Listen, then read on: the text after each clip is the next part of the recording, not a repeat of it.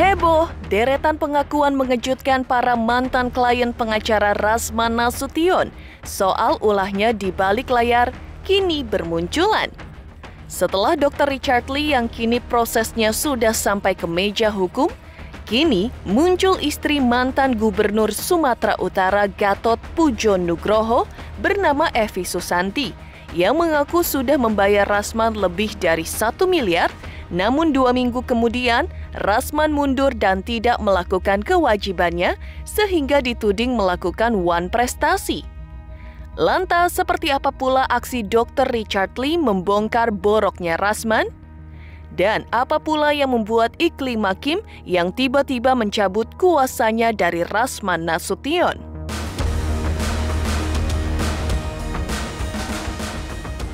Di tengah aksi para mantan klien membongkar borok Rasman Nasution selaku mantan kuasa hukum mereka, Uya Kuya yang notabene juga dilaporkan Rasman ke Polda Sumatera Utara terkejut karena belum mendapat somasi dari Rasman sebelumnya. Uya Kuya juga pertanyakan alasan Rasman melaporkan dirinya jauh-jauh ke Medan. Di tengah perseteruan Rasman Nasution dengan mantan kliennya, pihak Budi Gunawan muncul lalu membantah pernyataan Rasman yang mengaku pernah menjadi kuasa hukum Budi Gunawan. Lantas benarkah Rasman masih ngotot? Bukti apa yang disodorkan pihak Budi Gunawan untuk mematahkan argumentasi Rasman? Pemirsa, bersama Intens Investigasi, kami hadirkan kabar terkini, terpercaya, dan teraktual. Tetapi sebelumnya, jangan lupa untuk like, subscribe, dan juga share channel YouTube ini.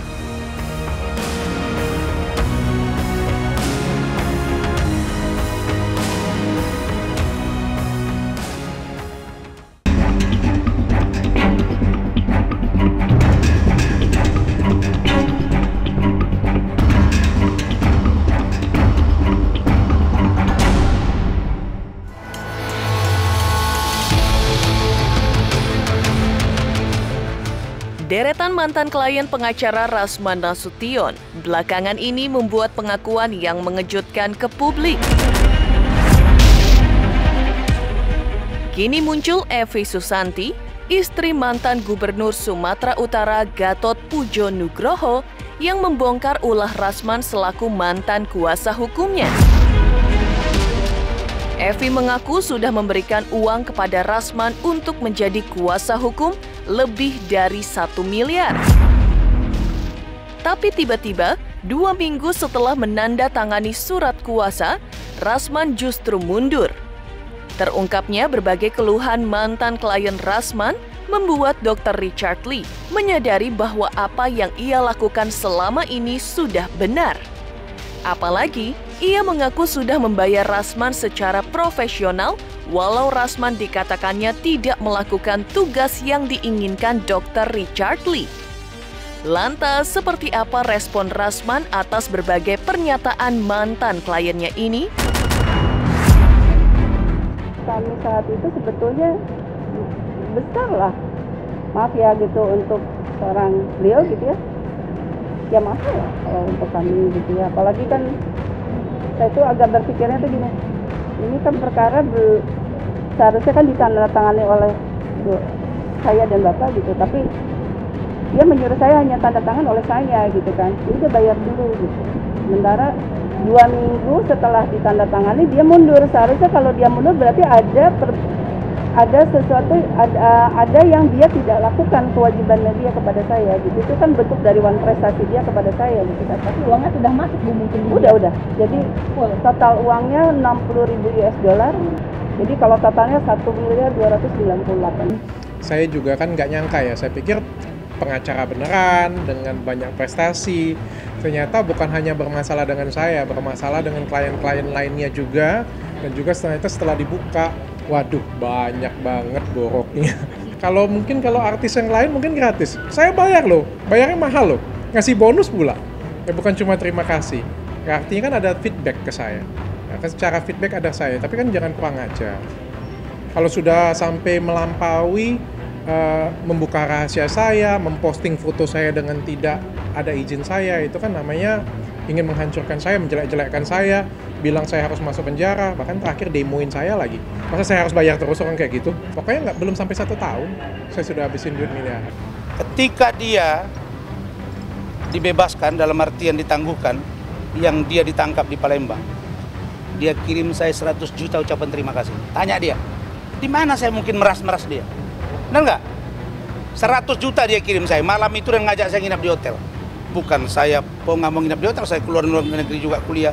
Penghargaan, dia kirim saya 100 juta. Setelah itu, tidak berapa hari dia kirim lagi saya sepatu LV. Hanya sana. Ya, jadi jangan kau bilang aku meras-meras. Kau merasakan terima kasih ke saya, kau kirim saya 100 juta. Dia kirim sama saya. Kita buka nanti rekening banknya. Kami tim kuasa tidak berintuisi, berhalusinasi, apalagi beropini. Kami pengacara sejati yang bertarung dalam pengadilan. Mari kita bertarung di pengadilan, bukti-bukti apa yang kita ajukan, karena kami sangat yakin dengan gugatan yang kami ajukan, dengan adanya memutus kontrak secara sepihak. Sekali lagi saya katakan, kami tidak berintuisi, berhalusinasi, apalagi beropini. Kami penegak hukum sejati.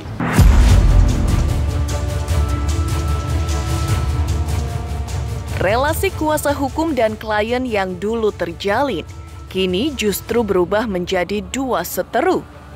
Sebelumnya ada nama Iklim Hakim, mantan asisten pribadi Hotman Paris, yang tiba-tiba saja mencabut kuasa hukumnya dari Rasman Nasution. Alasan Iklima adalah dirinya merasa tidak nyaman dengan Rasman. Iklima adalah mantan asisten pribadi Hotman Paris yang sebelumnya meminta Rasman menjadi kuasa hukumnya untuk melaporkan Hotman Paris dengan dugaan terjadinya pelecehan seksual. Namun kemudian ia baru menyadari bahwa tidak ada dugaan pelecehan seksual oleh Hotman Paris. Tapi sebaliknya, Rasman justru berniat meneruskan proses hukum kasus Iklima tersebut di Mabes Polri. Kalau alasannya mungkin aku cukup sampaikan ke pengacara aku aja ya kayaknya. Gitu. Kalau dibilang ada tekanan, mungkin ada lah. Gitu. Karena kan gimana ya? Ya kalau aku bilang sama teman aku yang lain ya bilangnya ya biasa lah gitu kan, udah biasa gini-gini. Tapi menurut aku nggak biasa gitu, jadi tekanan juga buat aku. Jadi nggak aku lanjutin. Sebenarnya kan nggak dari mulut aku, tapi dari aku sendiri ya, sama abang gitu. Ya memang mungkin tadinya akan mengarah ke sana, tapi kan satu hubungan itu kan harus ada persetujuan kedua belah gitu kan. Jadi ya pada saat itu aku nggak siap. Nah, jadi saya ingatkan Kim, sudahlah Kim, nanti kelihatan ada belanja. Aduh, ada yang bilang ini belanja, saya nggak lihat ya, tapi ada laporan lah benar apa tidaknya. Belanja Valentino, belanja ini.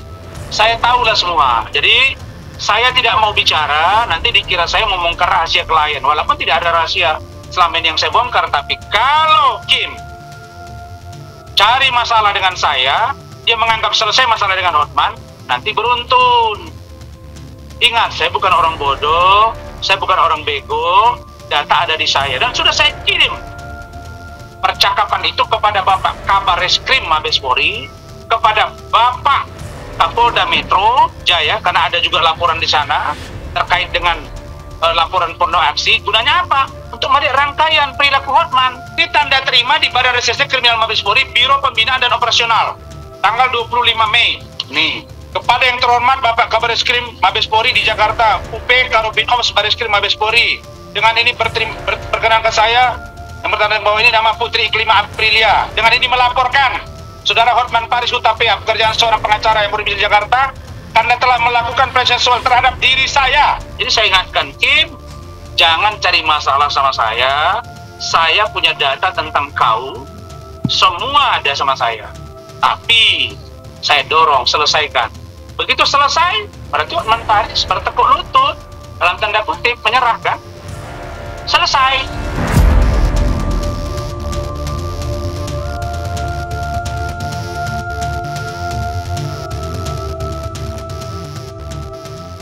Geger, deretan mantan klien Rasman membuat pengakuan mengejutkan.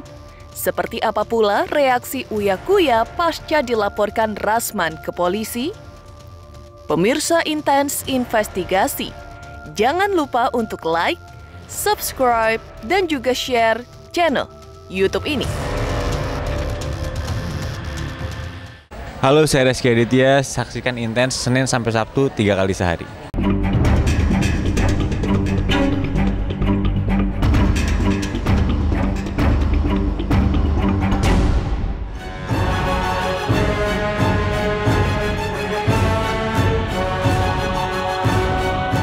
Heboh munculnya deretan mantan klien Rasman Nasution membuat pengakuan mengejutkan terkait ulah sang pengacara. Tak kalah heboh pula reaksi Uya Kuya pasca dirinya dilaporkan Rasman Nasution ke Polda Sumatera Utara. Uya Kuya yang mengaku kaget dengan laporan Rasman tersebut beralasan selama ini belum pernah satupun mendapat surat somasi dari Rasman. Tiba-tiba sudah dilaporkan ke polisi. Alamat laporan Rasman pun mengherankan Uya Kuya karena dinilainya jauh sampai ke Medan, Sumatera Utara, padahal Uya dan para saksi ada di Jakarta. Pernyataan Rasman soal Bareskrim Mabes Polri pun dinilai Uya Kuya terkesan Rasman yang mengatur-atur pihak kepolisian. Saya tidak lagi membuat somasi kepada Uya Kuya, tidak lagi somasi kepada Richard Lee. Saya sudah laporkan Uya Kuya sudah, Richard Lee sudah, Dennis sudah, Samsul sudah. Laporan saya diproses di Polda Sumut. Uya Kuya dan Richard juga saya minta begitu, mudah-mudahan dikabulkan. Dennis dan Samsul sudah, dan sudah saya beritahu kemarin, dan saya baru terima tadi sekitar jam piro ya? Jam 11, saya ditelepon oleh penyidik, saya akan memberikan keterangan hari Kamis tentang laporan saya dengan 2 saksi. Habis itu, Dennis and Company, Samsul Caniago, come to Medan. Come to Medan. Minta tiket sama Hotman Paris ya, Dennis ya. Gue sih gini, ibaratnya kalau yang dilaporkan adalah UITE, artinya dia harus mensomasi gue dulu, ya kan? Somasi untuk gue menjelaskan. Gue sampai sekarang belum terima surat somasi. Terus kedua, dilaporin katanya di Medan. Jauh-jauh banget sih, gitu kan. Lokus deliktinya, kalau dia anggap itu adalah perlu dilaporin kan di Jakarta. Podcast Jakarta, saksi-saksi pada di Jakarta, ngapain jauh-jauh ke Medan itu kan. Kan ada yang namanya dalam hukum tuh ada yang namanya basis biaya murah, terus efisiensi gitu kan. Dan saya sudah beritahu Bareskrim Mabes Polri bahwa LP ini jangan dibawa ke Mabes Polri. Karena saya percaya Sumatera Utara mampu menangani ini. Saya percaya Pak Kapolda pasti atensi kasus ini, apalagi Pak Kapolda. Karena itu, Uya Kuya sangat menyesal, berat hati saya laporkan saudara. Saya sudah beritahu Bareskrim Mabes Polri katanya untuk tidak membawa kasus ini ke Jakarta. Berarti dia memerintahkan Bareskrim Mabes Polri. Menurut saya siapa gitu? Menurut gue sih enggak. Gue tadi udah nanya sama Pak Irjen Ricky juga sama kepolisian bahwa tidak ada seorang pun yang bisa mengintervensi polisi. Jadi dia ngomong begitu atas dasar apa sih? Saya sudah memberitahu Bareskrim Mabes Polri untuk tidak membawa kasus ini. Kenapa dia bisa ngatur seperti itu? Gitu kan? Itu pertanyaan besar gue sih. Tapi gue percaya Polri, Polda semua presisi.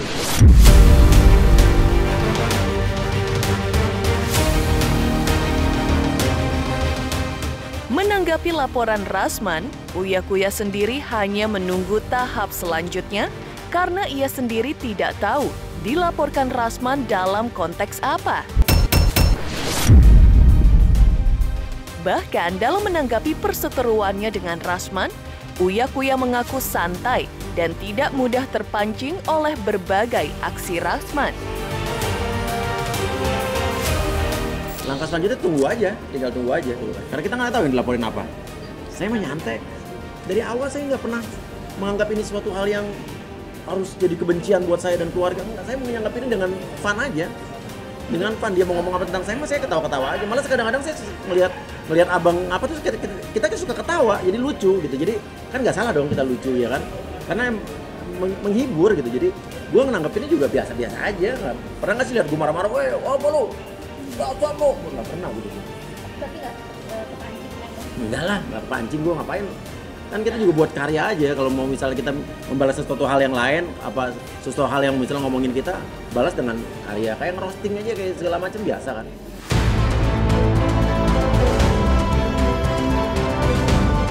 Mengejutkan reaksi Uya Kuya ketika tahu dirinya sudah dilaporkan oleh Rasman ke Polda Sumatera Utara. Seperti apa pula bantahan pihak Budi Gunawan soal Rasman pernah menjadi kuasa hukumnya? Pemirsa Intens Investigasi, jangan lupa untuk like, subscribe, dan juga share channel YouTube ini. Halo, aku Bunga Zainal. Saksikan terus Intens Investigasi yang tayang 3 kali sehari, Senin sampai Sabtu, dan jangan lupa kalian like, share, dan subscribe.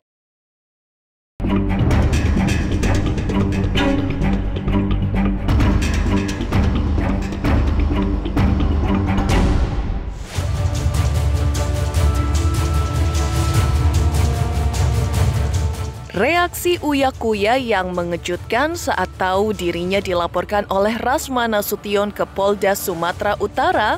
Lebih mengejutkan lagi, klarifikasi dari pihak Budi Gunawan yang membantah pernyataan Rasman bahwa dirinya pernah menjadi salah satu kuasa hukumnya.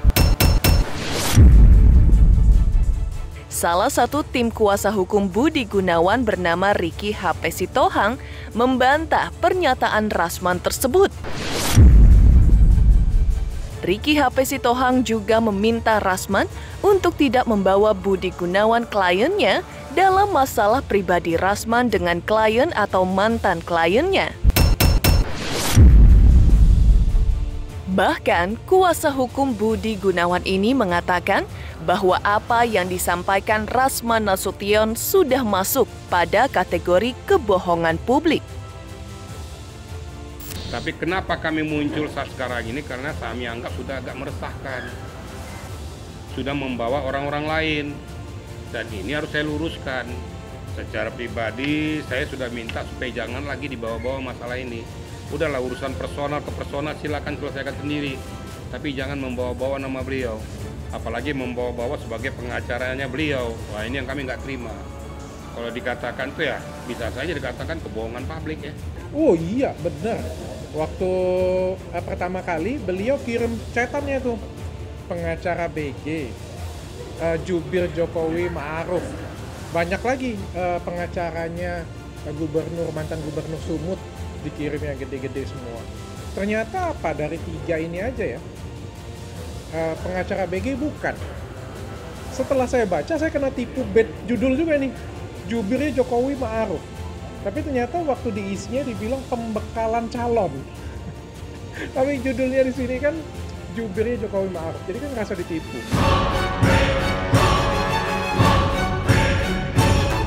Tak hanya berupa pernyataan lisan dalam membantah pernyataan Rasman Nasution, Ricky HP Sitohang bahkan juga memberikan sebuah bukti terkait bantahannya atas pernyataan Rasman pernah menjadi kuasa hukum Budi Gunawan dengan menunjukkan 27 daftar kuasa hukum Budi Gunawan, di mana di dalamnya tidak terdapat nama Rasman Nasution. Nih, oke ya. Ini saya buka ya. Bentar. Kuasa hukum Budi Gunawan katanya sini ya. Oke.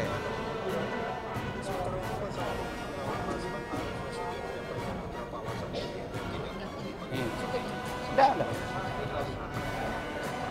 Oke. Bentar, ini kan baru pengantar nih. Saya belum nampak. Jelas ya? Sesuai dengan. Oke. Jelas ya, ini videonya. Apa yang mau saya jelaskan di sini? Saya dan Bang Egy Sujana adalah penerima kuasa pertama sebagai kuasa hukum Bapak Komjen Pol Budi Gunawan pada waktu itu. Di dalam 27 list pengacara ini, itu tidak ada nama beliau. Ya. Oke. Itu nggak ada. Itu institusi Polri itu wajib melakukan perlindungan hukum dan pendampingan hukum. Nah, tentu muaranya pasti ke divisi hukum kalau di tingkat Mabes Polri, di Bitkum Polda, kalau di tingkat Polda. Beliau mengaku bahwa beliau portfolionya salah satu pengacaranya BG. Itu kan yang buat saya terpukau. Beliau adalah jubirnya Jokowi Ma'ruf Amin. Itu kan buat saya terpukau. Tapi ternyata beliau bukan pengacara BG loh. Saya kan jadi merasa tertipu ya. Mungkin kalau nggak ada bahasa beliau adalah pengacara BG kan mungkin saya nggak pilih dia. Nah, saya kan udah dikasih lihat surat kuasanya ada 27 nama yang tidak ada nama beliaunya. Dan kalau misalnya abang itu punya surat kuasa, tunjukkan aja gampang dari Mabes Polri kan udah jelas kan aturannya kan. Setiap anggota polisi aktif yang bla bla bla tadi. Jadi ya sesimpel itu sih. Dan tadi kan Pak Riki juga pengen mengklarifikasi ulang karena disangka lagi sama Bang Rasman bahwa dia adalah tetap kuasa hukumnya Pak BG. Nah tadi kan diklarifikasi lagi sudah jelas. Tadi Pak Riki malah bilang ke Bang Rasman, kalau memang kamu tidak terima sama saya, kata Bang Riki, silakan tuntut saya. Pak Riki udah bilang begitu.